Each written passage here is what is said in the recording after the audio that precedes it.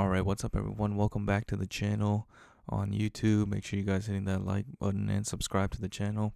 Too many viewers, too many views on the last couple videos, but not enough subscribers. But yeah, keep supporting the video. Really appreciate that. But yeah, I just want to talk about Victor Wembanyama, as you can see on the screen right now.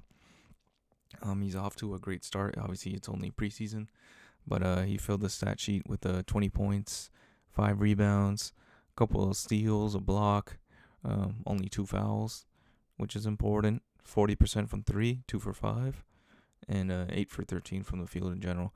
But it's just gonna be. This video is gonna show that the game is pretty easy to him, to be honest. Like, he just has to do his simple job, and he can, potentially be a star in the NBA on both sides of the ball, offense and defense. So let's look at some of the clips on here. First one is just, free throw. He just outmuscles Chet Holmgren, and he gets the offensive rebound. And it's a, simple putback for him. Missed free throws almost are a blessing in disguise for the Spurs right now.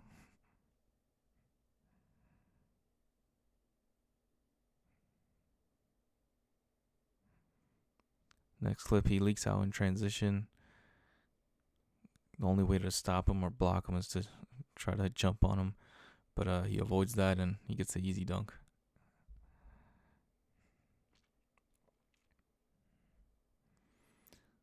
This time he navigates the pick and roll. See that again. He navigates the pick and roll. Looks like he goes over the screen, stays on Jalen Williams because he knows he's a scorer. However, he gets him with the crossover, but Wembanyama is able to recover for the block, even though Williams initially got past him.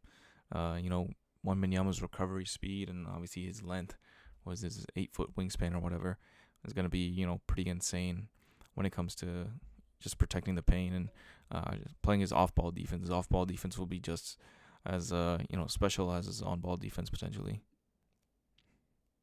Probably even greater, to be honest, just because people won't expect, a long arm to be coming from he thought he was clear for that dunk, and Wembanyama just comes and slaps it away. This time he puts the crossover on Chet, gets it into his chest, and flexes on him, gets the N1. But it's just crazy to see like a 7'5" guy squaring up on the 3-point line, basically running an ISO for him. He gets the left to right crossover, gets past him, and uses his basically his height because somebody's gonna have to reach into the ball. You can't really just stand there unless you're trying to draw a charge, which maybe potentially Chet was trying to do. But once you get in the restricted area, that's gonna be easy buckets for him. This time, look at that swipe. Just pause it at the right moment, right? But just reaches, gets really low, swipes at the ball. Look at where his foot is and where his shoulder, and the ball is over here, and he still gets it. Affects it that much, leaks out in transition, and then it's like a 2K character running down the floor and gets a dunk. He's just gonna get so many easy baskets leaking out in transition, especially these days. So many 4s and 5s are at the top of the key. So if he's able to leak out, and he can beat most of his big man counterparts that will be guarding him down the floor, race down the floor, beat them in transition, get an early post up or a post feed, or a throw ahead to an easy dunk. I think he'll get a lot of easy buckets that way. Look at that. He squares up on the 3-point line, gets a pump fake, spins, and then look at that special. That's genuinely just special. That's like something you can't teach. 7'5", you never expect some guy to do that. That's like you're watching like DeMar DeRozan, or somebody, some wing like that who can hang in the air, switch his hands off the spin move, and gets the over under layup straight from the inbounds. Obviously, I don't think. Well, it seems like he's playing with the center, right? So Chet has to guard the center. OKC isn't really that big of a team, so we'll see. Do they actually? Do other teams actually go with 2 bigs because you got to guard him and Zach Collins. Zach Collins has been playing center most of the time with Wembanyama, so you basically have to have 2 7-footers on the floor because Collins is, he's competent as a center and inside the paint getting rebounds, but Wembanyama splashes the 3. Probably the biggest help for him this season will be that 3-point line, just because he'll stretch out that defense. Like I said, nobody can guard him, nobody can block him. If he just beats his man to the spot, especially if he's coming off a screen like he's about to do right now. That was one of the things that stood out in Vegas as well when he faced off against Scoot in the G League versus Metropolitans game. That how good his 3-point shot looked on a NBA court with the NBA 3-point line. Look at this, comes off a handoff, one dribble, sidestep, and obviously this guy, he doesn't want to get under his feet, and like, you're gonna put your hand up, it's already too late. You're not even gonna affect the shot.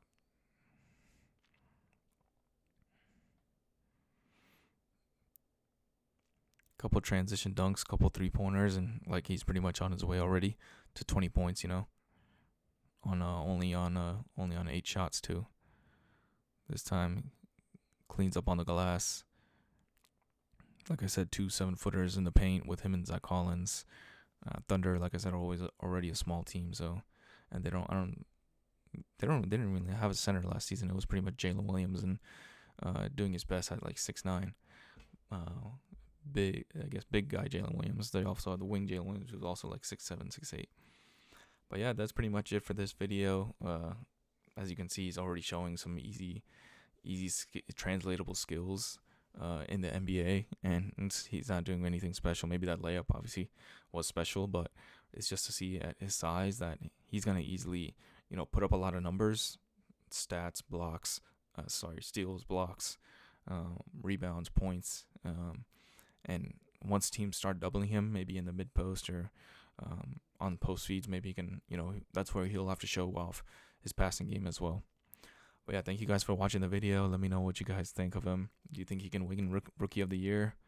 Seems like an easy bet for me, but I think more importantly will be how good the Spurs are. They gave Vassell a pretty good extension. I think it's like $30 million a year for 5 years, which I thought is reasonable for him. He's like a 20-point, 25-point potentially scorer in the NBA with his shot. His shot is really good. And then they still have Trey Jones and Jeremy Sohan as well, who probably will have to come off the bench because of Victor Wembanyama. But we'll see how the Spurs do this season. Maybe they can make a run for that play-in race. But we'll see. Thank you guys for watching. Make sure you guys like the video, subscribe, and I'll see you all next time.